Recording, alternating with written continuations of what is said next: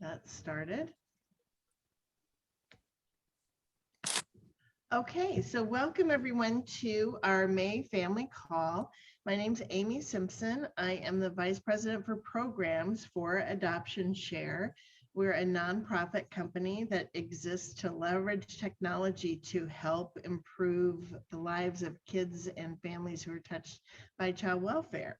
So I'm really excited to be part of this call today. We think it's very timely. Everybody has summer coming up and we all need to know what to do with our children during that time and how to best prepare. I am going to go ahead and introduce our people from our 3 states to tell you kind of what's going on, some highlights about what's going on in each of them. So let's start with Georgia. Kimberly, you want to go ahead and talk about what's happening there? Sure. Hello, everyone. Happy Wednesday. I'm Kimberly Brown, the Family Match Director for the state of Georgia. And Georgia continues to make great progress in regards to matching and placing our kiddos who are currently onboarded. We're currently still trying to increase our family pool. As more matches are made, that decreases our family pool. So if you're out there in Georgia and interested in adopting a child from foster care, we encourage you to register on our site. Thank you. Thank you. And Kimberly, how many matches have you made already? 13 matches thus far and 4 placed kids within Georgia. So it's a tool that works and we're really excited about that. Yep. We are also excited to say that we have officially launched in Virginia. And Anna, I'll let you talk a little bit about how we're using our technology there. Hi, everyone. I'm Anna Tyson. I am the Family Match Director for Virginia. And what's really exciting about Virginia is we are using our technology to meet a need that Virginia has, specifically recruiting resource families. So families that can foster children while they're hopefully being reunified. Virginia is really big on kinship culture, but we have a need for foster parents while we're getting these children connected with kin. So what we've done is we've created a portal on the front end of the Family Match system where we can recruit families. So it's really exciting because we're using that technology for the actual recruitment of foster families.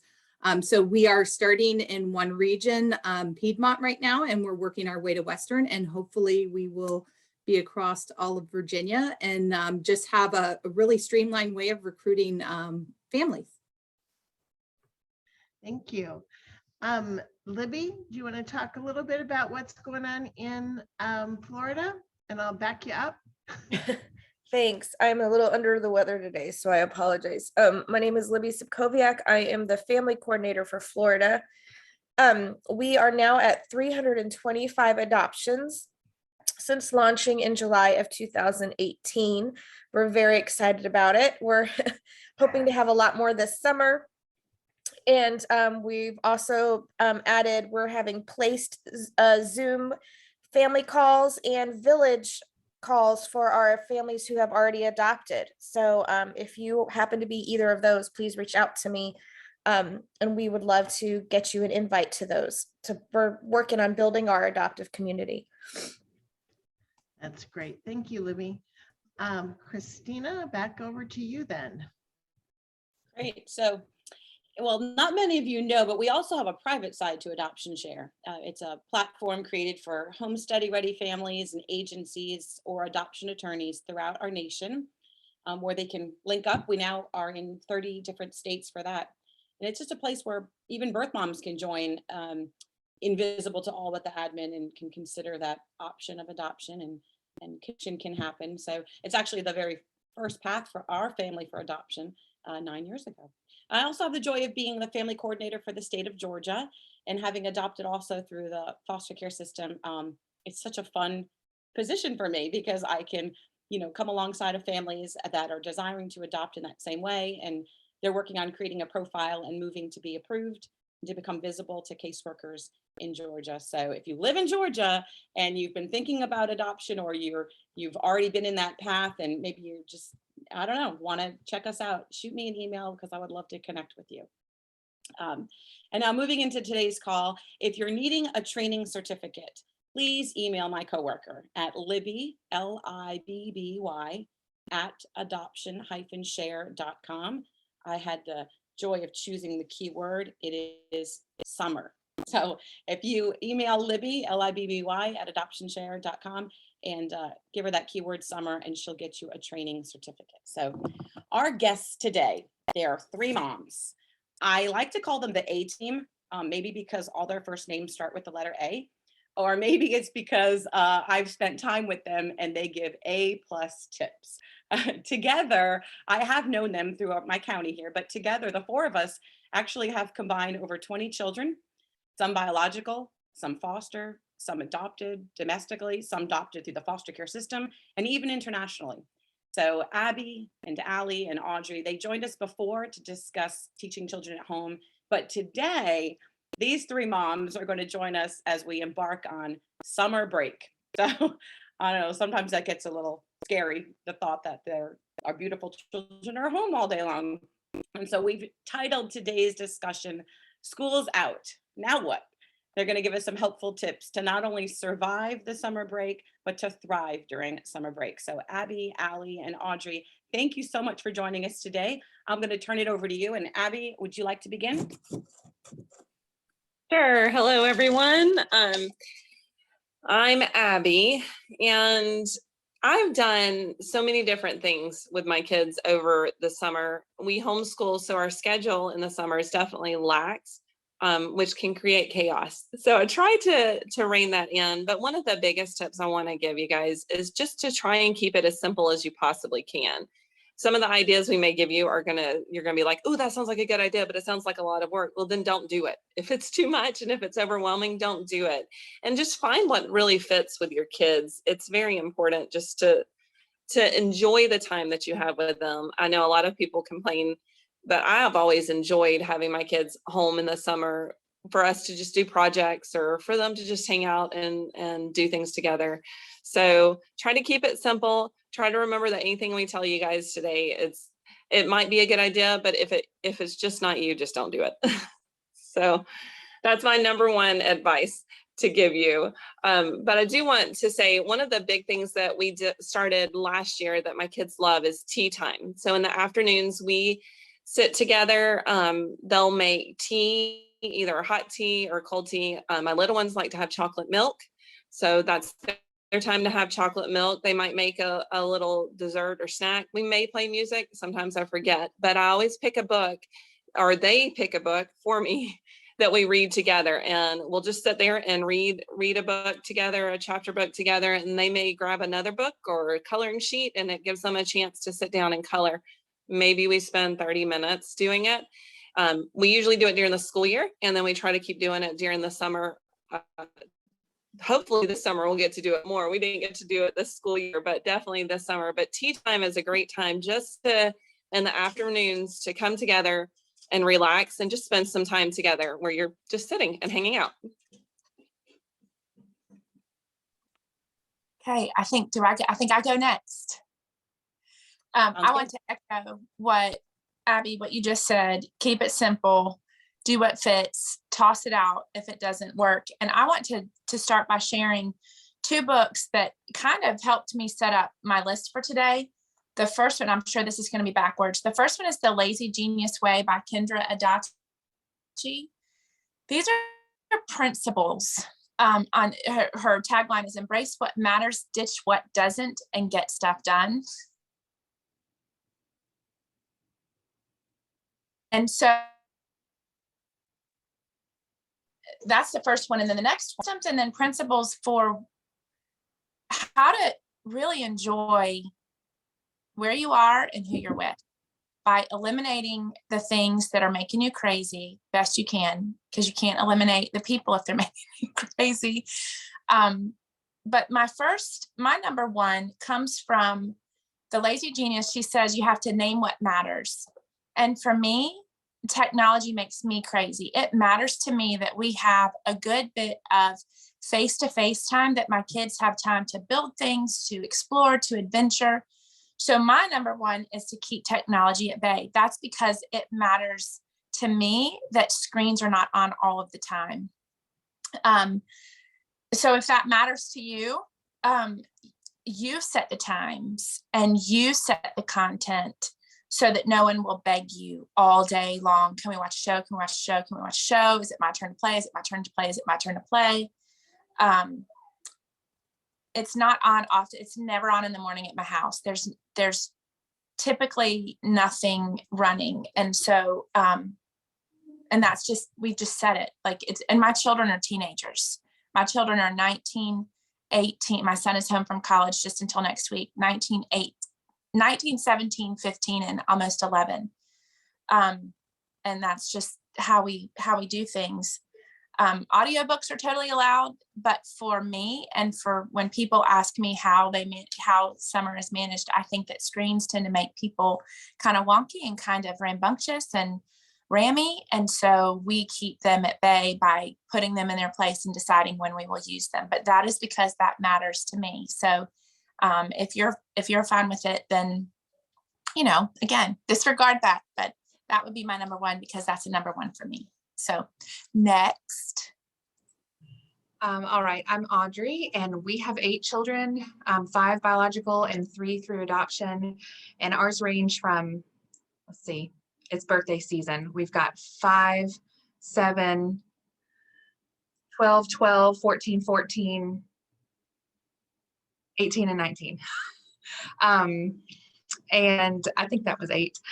I would say my number one tip, and this goes really 12 months out of the year, but I find it most important during the summer. And I will say I have 2 in school full-time.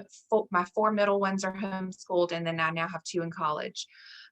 So I have 6 that will still be actively at home, and my youngest 2 are approaching summer break this week. My number one tip is just developing a rhythm for the summer. I don't love using the word routine because routine and schedule have kind of negative connotations, but finding and developing a rhythm, especially for those of us with adopted or fostered children haven't been with us long. It's so important for kids to be able to predict their schedule, to know what's coming, whether that's a meal or an activity or an event or somewhere that you're going. So some of our favorite summer rhythms are within the house. Summer is the perfect time to start training, spending more time, like one-on-one time, or, just a couple of the kids at a time, training in chores and kitchen things like teaching.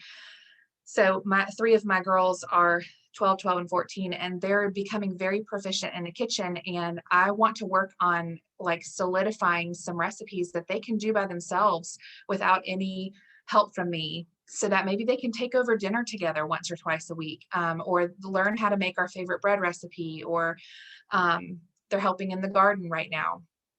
And of course, it's also a great time to tackle things like some disciplinary boot camp if we've slipped on manners, or maybe a toddler needs to be potty trained.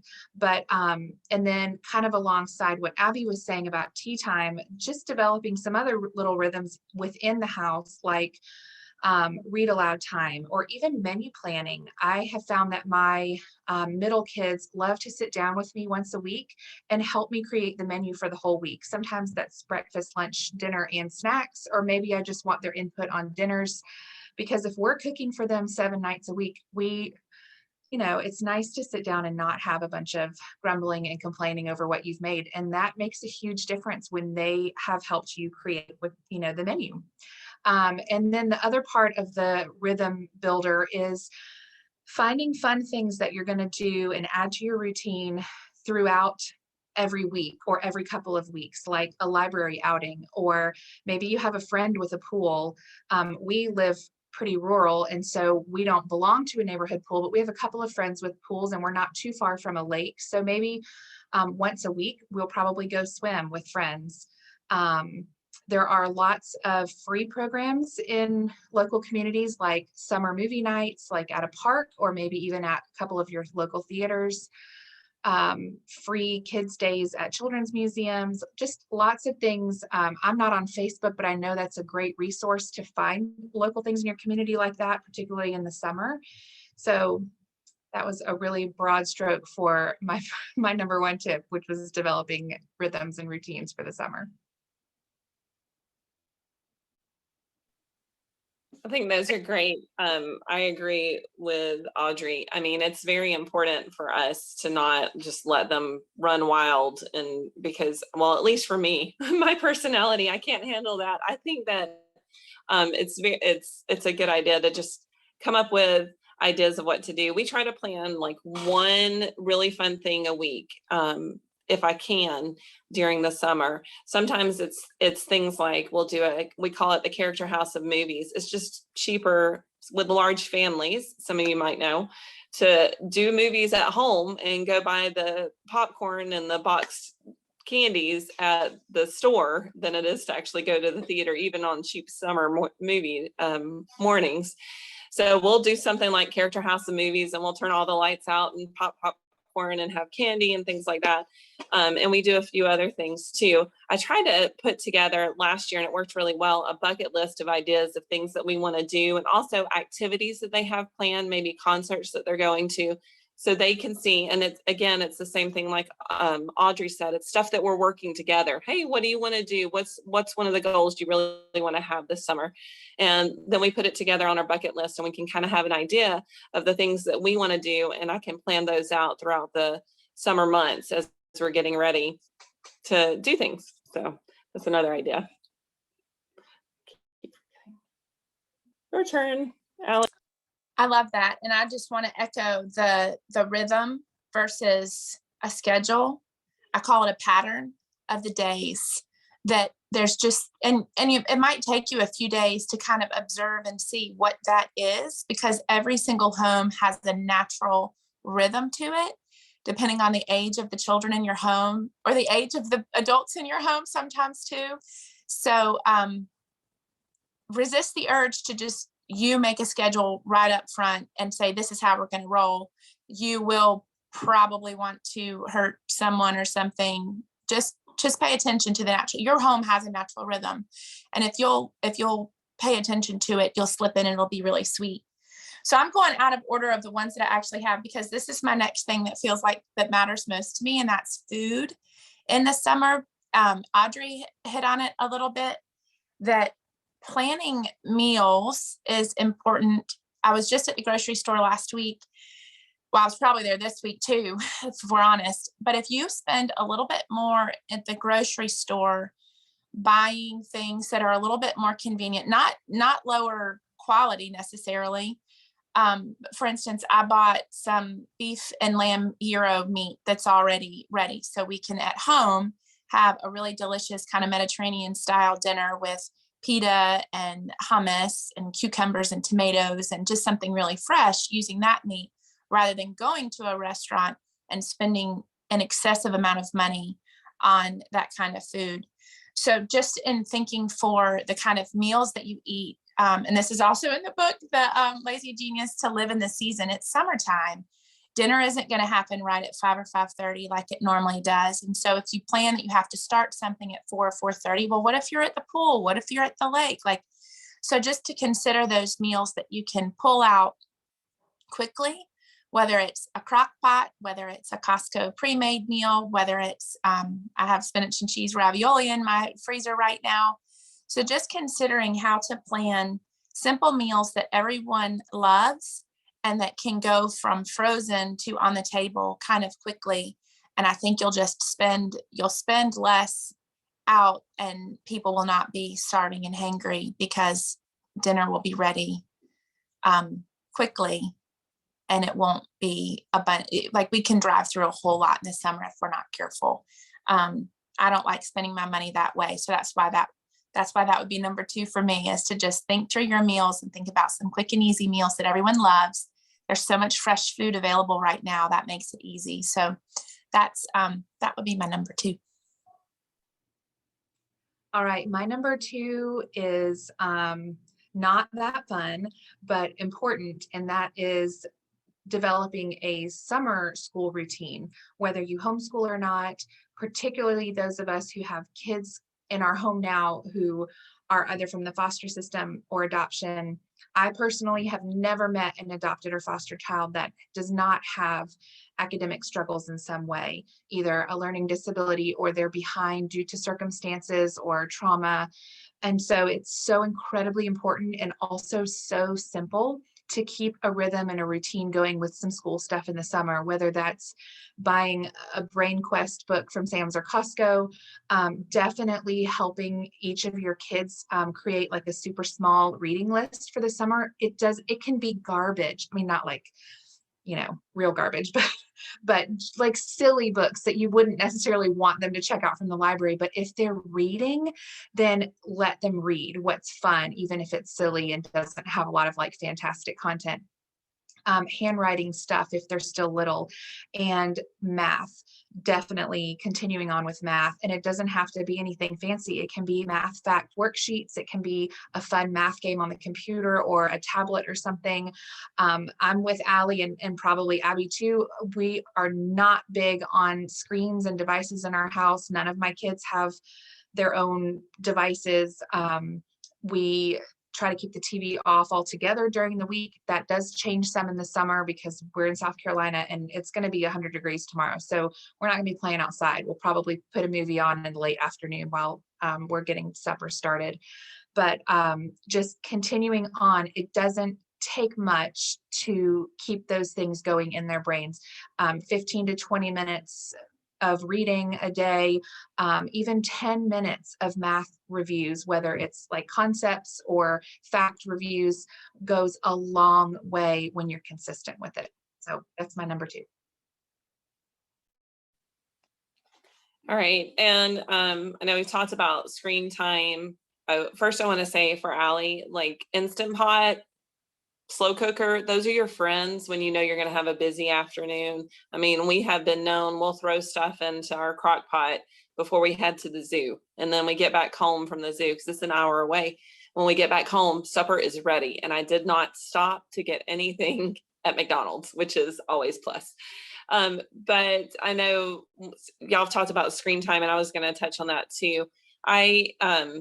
Each of my kids has vastly different interests and things, and I try to let them zone in on those during the summer and let it be less structured. They also all love to play video games and computers, just like every other kid out there. So one of the big things I do is I have a checklist for them for the summer, and it's printed out. I'm going to laminate it this year, and things they need to do, like get up, straighten your room up, get dressed, eat breakfast. And then also they have to do things like maybe read for 30 minutes, go outside and play for 30 minutes if it's not sweltering like it is in the South, write or color for 30 minutes. And then I start catering it to their interests, something maybe schoolwork that they need to work on. You need to do 30 minutes of math, or you need to work on your math facts, things like that. And they have a checklist of things they can do, and that earns them what we call e-time, which people look at me weird. It means electronic time. So they get 30 minutes of play. They get more in the summer than they do during the week. Only during the week, they only get about an hour and a half if they're under 13. So for the week. But in the summer, it's a little more lax. We have a little bit more free time. We are doing more stuff together, but they also have more time to spend on electronics if they go through and complete their checklist and show me they've done stuff. So I keep a little checklist for them that helps them keep a routine, but it also helps me keep up with that they're not sitting there staring at a screen all day long. Okay, so that's a great follow-up, or I'm following up to that. It's a great segue. That's what I'm trying to say, that there are so many things to do that kids just don't often know. So here are just some ideas. I currently have, this is not a lie, a marble run in my living room made, my husband and my son made it last week. My son is I have one son. He's our 19-year-old.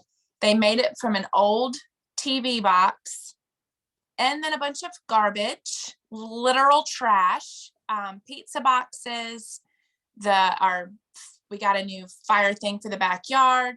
It's tall. And it's a marble run in my house. So that's a really fun thing that kids love to do, is to build things. So here are just some ideas on things that you can, like things that we don't typically suggest that just take time. And the more garbage you have, the more better it is, because it just gets bigger and more complicated. And then they want to race more. And then they say, who do you think is going to, bet on your marble? I don't know. Are we allowed to suggest gambling here? Maybe not. I don't know. Who's going to win? That's what we're doing. Catapults are super fun and very easy. They're all over the internet, different designs. It requires typically popsicle sticks and rubber bands, and the favorite ingredient, marshmallows. That's what you use to launch. Kids will, if you just get them started, they will almost always take it from there. And it will almost always be a bigger mess than you could have imagined, but they will be more content than you could have ever dreamed. So catapults are a great thing. Boats are fantastic. Aluminum foil, is that, I think that's what we've built them out of before. Paper, maybe it is aluminum foil, but build boats and see if they can carry things. How long, like how many pennies is this? I think this is a science project. How many pennies can your boat hold before it sinks? And whose boat, like what design worked better? Like there are so many ways. Bubbles are a fantastic thing to make. My kids made some recently. It was a mess, but she swore she would clean it up, and my counters were cleaner. They were like counter bubbles. You rub them all over your counter, and then you pull them off with your hands, and they make these massive bubbles. And they loved it. I already said a marble run. Also writing letters. This is a great time to write letters and get some stickers and fun colored markers or stamps, and just enjoy writing letters to people. So those are just some things that I thought of. And I can't think of the name. Maybe Audrey or Abbie, y'all know. He wrote the like Cathedral Mosque. He has a book called like How the Way Things Work. Do y'all know who I'm talking about? I'll look. Maybe it's. Do you know?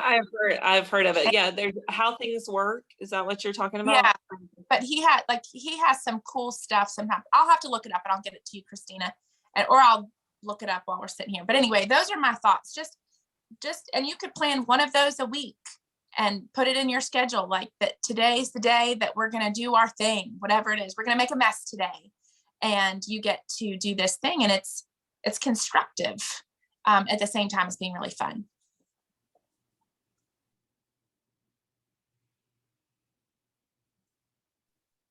Okay, my next tip had left me for a second there.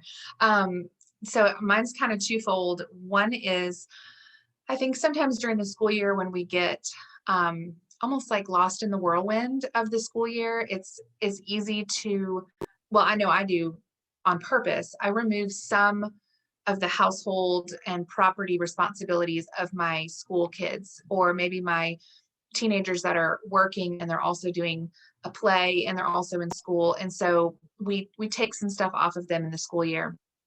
Summertime, kids love, whether they express it or not, responsibility and having jobs, and for us, we live on a 6-acre homestead, and we've got chickens and dogs and, weeds to pull and garden vegetables to harvest. And so giving all of my kids specific tasks and holding them accountable is huge. I also work part-time. A lot of that is from home, but a couple days a week, I might have to leave the house for a couple hours. And it's great to be able to have them save those chores or those little jobs for those 2 or 3 hours that I might have to leave the house, so that I know they have something constructive to do. They're not going to have the TV on.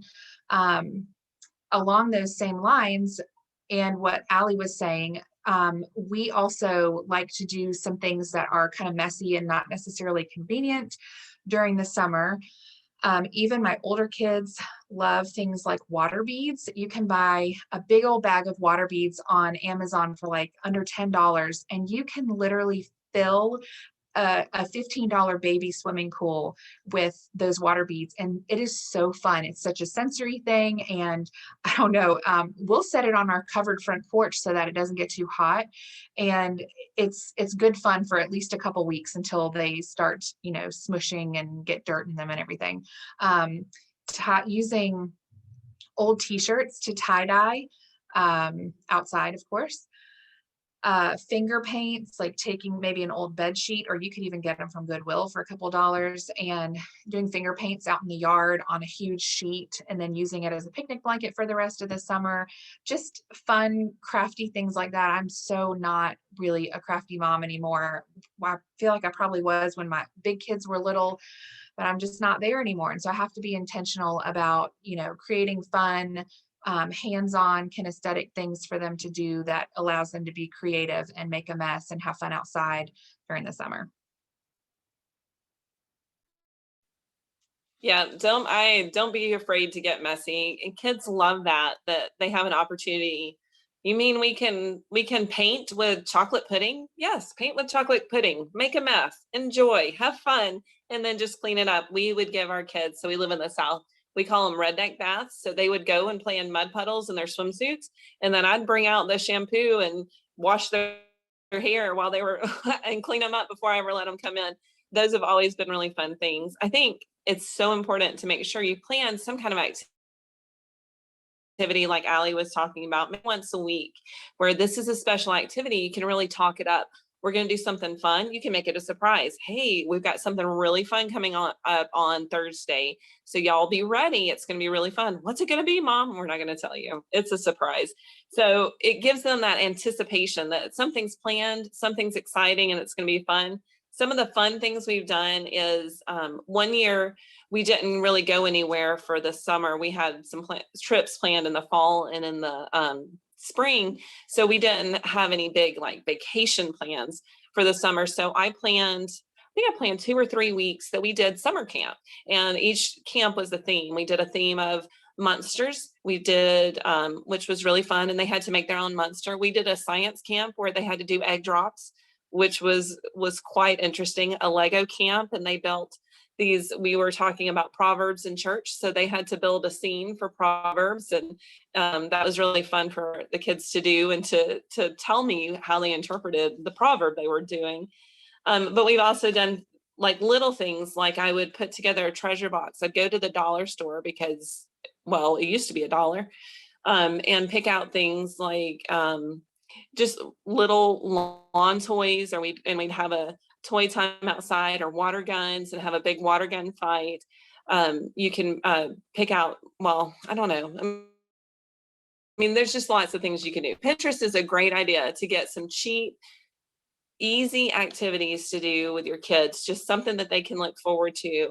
This is going to be our fun day. We're going to do something really exciting today. And it doesn't have to cost a lot of money, and it may be messy. And if you're like me and you struggle with that, you just have to go. It's okay. It'll get taken care of, I promise. So just little fun activities really do help everyone kind of get a little bit out of the norm and just enjoy spending time together. And again, on the heels of that, this may make some people panic a little bit. And this comes from the idea to live in the season that you're in. It's summer, you have children, you probably need to leave some things out and let them be accessible. This is and I know a lot of this goes to the age of your children. Some of that's training, like just training a young, now some of it's choking hazards, I get that. But saying we're going to put this up high so that the big kids can play with this, and we're going to have stuff for the little kids. But Play-Doh, my thing with Play-Doh is not that it's going to get places, it's that they're going to mix the colors. That's where I struggle with Play-Doh, but that's not everybody's struggle. So Play-Doh, Legos, of course, depending again on the age of your children, paints, a puzzle or a game table, that in the summer you can have this long, if you let it, a long game of something going that you could, this epic game. I don't love long games, I'll say that, like Catan, Risk, Monopoly. I'd rather read a book. I'll sit in the same room with you. But kids love that. So let them have this epic game that my games are still not out from when my children were much younger. They do get cleaned up. It does get cleaned up. So I just think leaving things out and accessible just makes them go to that rather than to something, well, for me, a screen. It gives them something else to do that I think is a better option. Audrey? There's some loud water going on above my head. So one of the things that I thought about as you guys were talking was that summer is also the perfect time to cover some life skills. Somebody mentioning Pinterest made me think of that. There are some really fantastic life skills lists on Pinterest, or just Google it, for all ages. So it's certainly a little bit easier when your kids are maybe like 8 and up, but there's so much that you can do with them even at that age. So learning how to change a tire, learning how to sew a button on, learning how to iron a dress shirt, lots of stuff. We've got, Allie and I have a mutual friend who plays hotel with her kids once a week. And I think she has 4 or 5 kids and a big house, 5. Okay. And they play hotel and they kind of act like they're getting the hotel ready for guests for the weekend. And, you know, when you have even like 2 or 3 kids and you put everyone to work with a specified task list that they're totally capable of doing, and you're going to come behind them as the manager and check their work, but you can get your whole house clean in like well under an hour, maybe even like 30 minutes, depending on the current state of it. It's just encouraging. It's a way to work together as a team. And I think it's so important for our kids to know how much we do behind the scenes when they're playing and they're napping or when they're sleeping at night, that we're doing as mom to keep the household afloat. So, you know, include them on dinner time, include them on cleaning up the house, whether that's a daily maintenance thing or one big day a week where you take one set hour, and then maybe there's something fun at the end. Like if you do it on Fridays, then Friday night's movie night with pizza or popcorn and candy or what, you know, whatever it might be. But life skills and house maintenance stuff is huge, because it's easy for things to spiral out of control when everyone's home during the summer.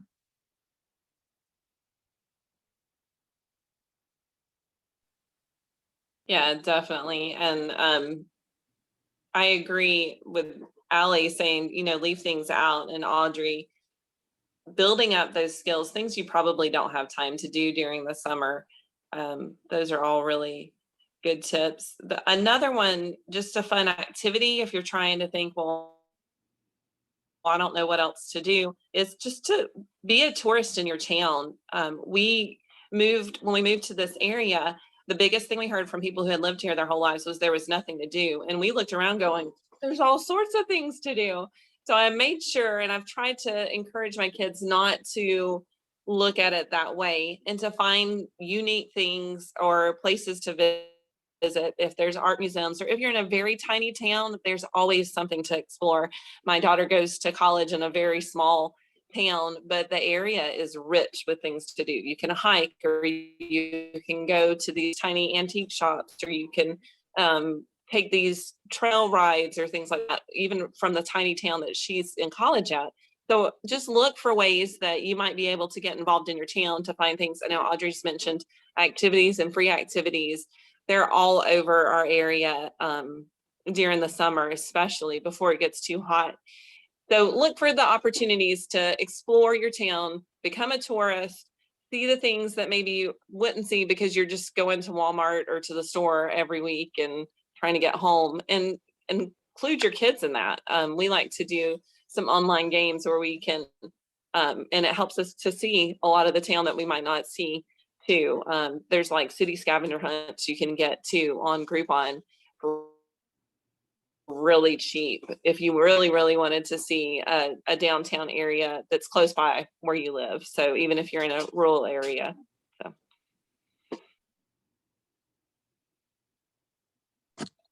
I love that. I think that's super. I love the city scavenger hunt, and to check Groupon for places. That's another thing, like the trampoline parks.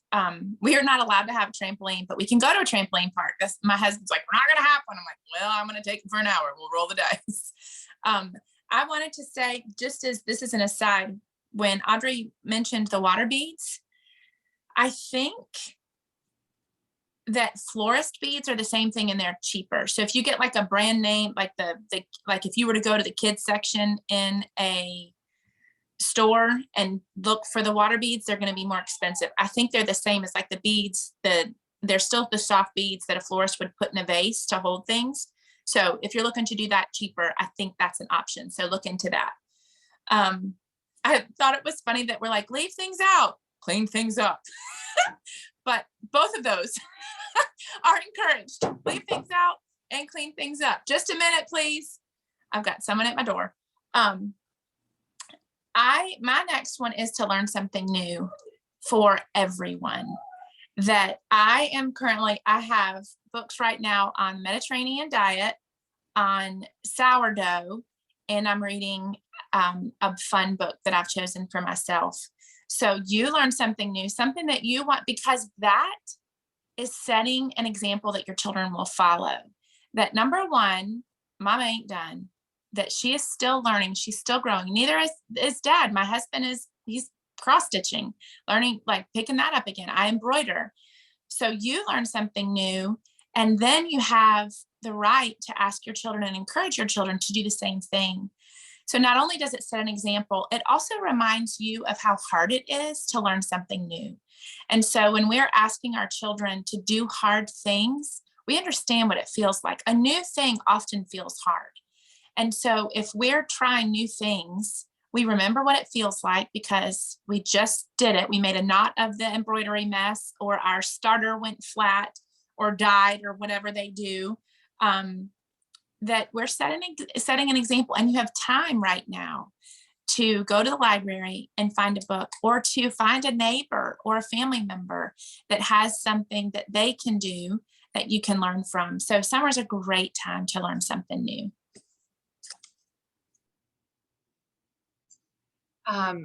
Another thing that I thought of is serving your community and your neighbors, elders. It could even be just your grandparents if they're local. It can be anything from, like, it doesn't need to be complicated, but it's something so easy to do as a family, or just you and the kids.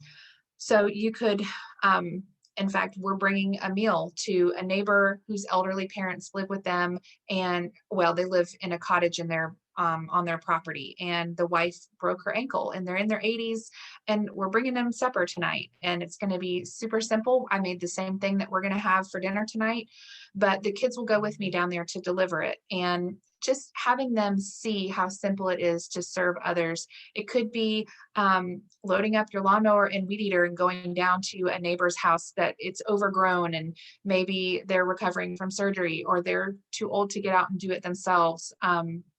But cleaning up their yard, or all kinds of stuff. You could bring flowers and some pictures that your little kids have colored to a grandparent or an elderly person in your community or in your church. Just finding ways to serve in your community, to give back, to get your kids out of the house and get them thinking outside of their own head and outside of their own, the four walls of their life, their friends and their activities. It's so important to make sure our kids are so aware of that. And you can also volunteer at food banks, nursing homes. There's so many options. So you can reach out to people in your community and find out what the needs are that you can help with.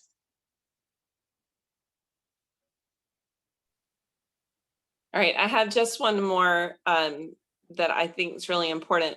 But first I want to say, as far as what Allie said about learning something new, we have a good bit of land, but we are just learning.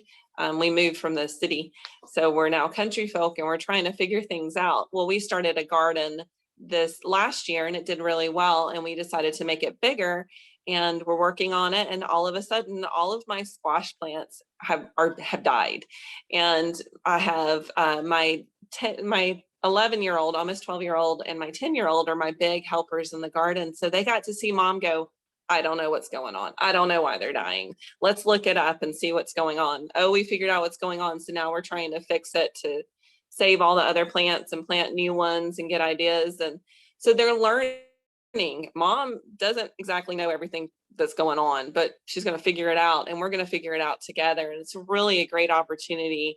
Even if you plant like a small garden, or let them plant just little flowers somewhere, something like that, doing something together like that has always been really special to me. But probably one of the biggest and most important things I can think of for us as moms and dads is to remember to take time for yourselves, and so that you can regroup. And when my kids were younger, we always had a quiet time in the afternoons where they would read books, or work on really quiet activities like lacing cards, or they may play with Play-Doh, but they're all doing it quietly and by themselves. That gives me 30 minutes, maybe an hour, to regroup, to get together, and to actually be able to be the best mom that I can be. Because, and I usually would take that time to spend in quiet time, and working on meal plans or lesson plans or projects that I have going around the house. So it's very important to kind of take that time to remember that you need to take care of yourself as well as the kids, so that you can take care of them. And especially if you're married, definitely taking care of your marriage is super important too, because the kids see that and they're going to model that. Like we planned this or something, because I'm on the heels of that. I said to leave room for boredom. For some reason, we have become scared out of our minds that someone will be bored. What will happen? Sometimes bad things do happen when kids are bored. Sometimes weird things happen. I was on the phone with my sister one time, and my children pulled 4 to 6 massive truck tires out of the woods. I don't even know what, and I was like, what?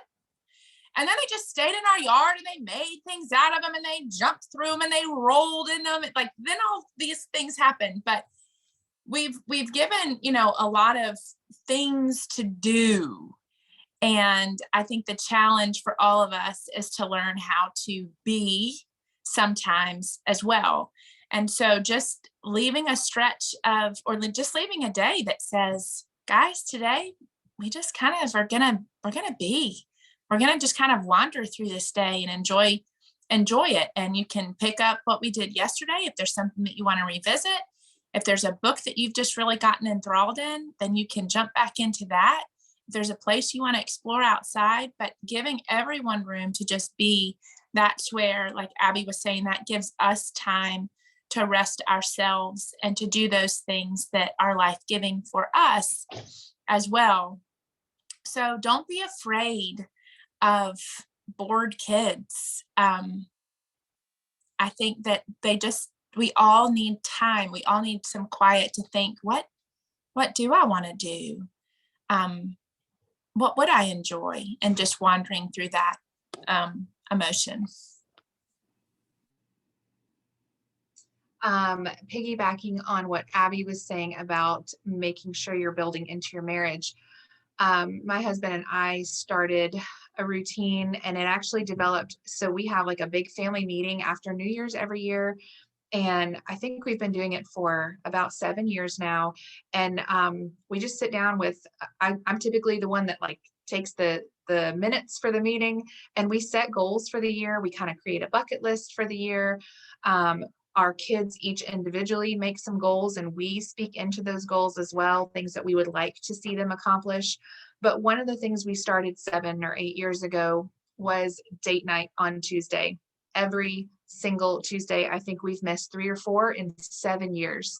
There are some times that we have to switch a night. Like last night, my 5-year-old graduated from kindergarten, so we did not have date night, but we did go out to ice cream as a family afterwards. But date night does not always have to mean dollar signs.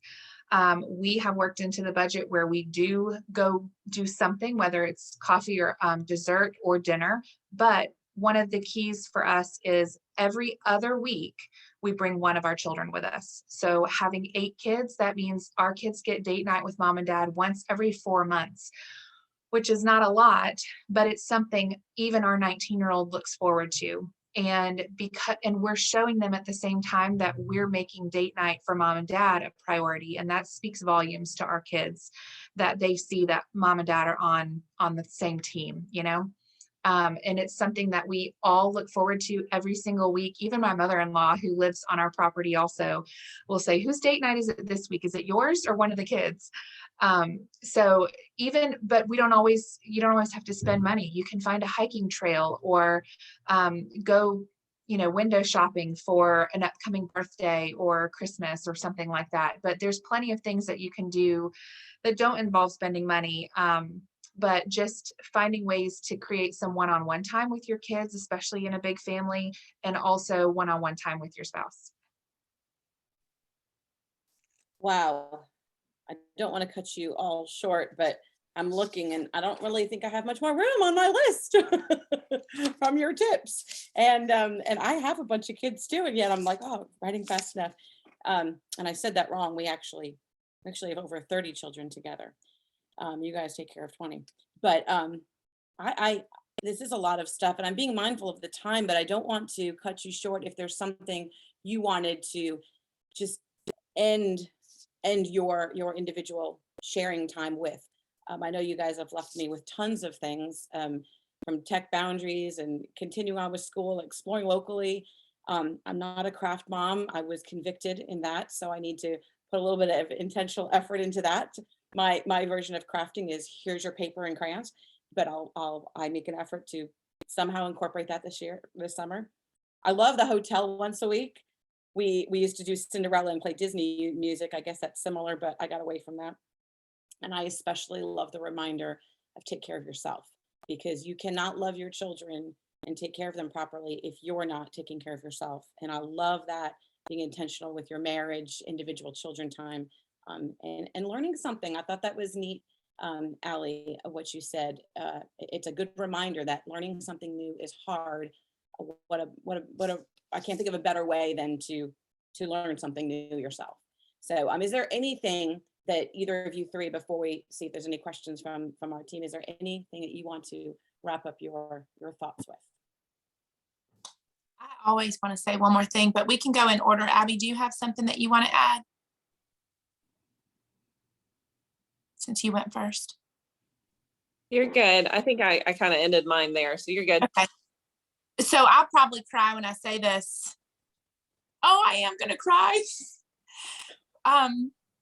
Summer is a sweet, sweet time. And it always breaks my heart when I hear of women. I've heard of stories of women dressing in black to mourn the last day of school because the kids, and that just makes me so sad, because having this time with our kids is such a gift. It's such a treat. For the homeschooling mamas, we get to just be a mother for, and that's so nice. And so my encouragement would be to lean in, to look your children in the face when you talk to them. When you put the stuff out to build something, build it with them. And drink it in, because I'm staring down my next senior. So my second child will be a senior this year, and it just goes really fast. So the mess does not last. You will not step on Legos forever. It's really sweet. And I just want to encourage families, not just the mamas, but families in general, to really enjoy this time, because it is fleeting. I second what Allie says. I honestly have felt, so our last 2 children came to us biologically after 7 years of infertility and our adoption. And I have found it to be such that I treasure them so much more than I did my older ones, not out of, not intentionally, but because I now know how fast it goes. I have 2 adults now, and I have a 5 and a 7-year-old at the tail end. And I just am finding myself trying to be so much more intentional, so much more present, because I now know truly how fast it goes. I know it sounds cliche for those of you with all little ones at home, but I promise you, in a blink, you're going to be looking back at this and they're going to be in college or married, or you're going to be a grandmother. So definitely do what works best for your family, but just know that these seasons do go by so fast. And I just remembered something, Kristina. I remember the name of the author I was trying to think of. How Things Work book. Yes, David Macaulay.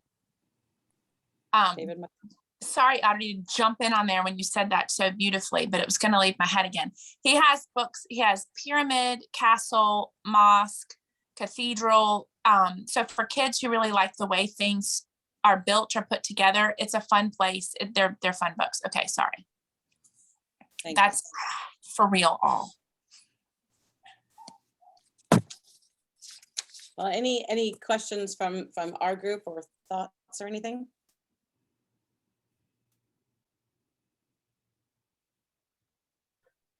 I just wanted to say thank you.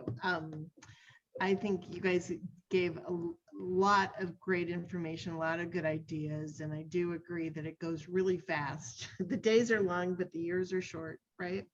And I think, you know, everybody can get a lot of information out of what you've done. So,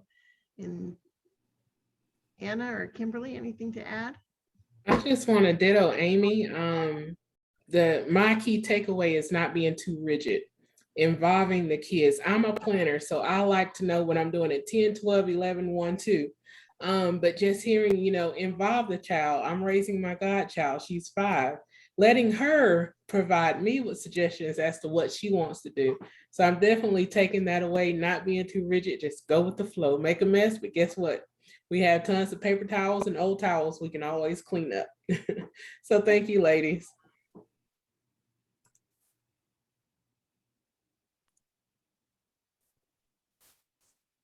All right, well, thank you also. And if you, I will make sure that if anybody needs that information as far as the books that were suggested, we can get that out to you. And please remember, if you need that training certificate, to email Libby, Libby at adoptionshare.com and adoption-share.com.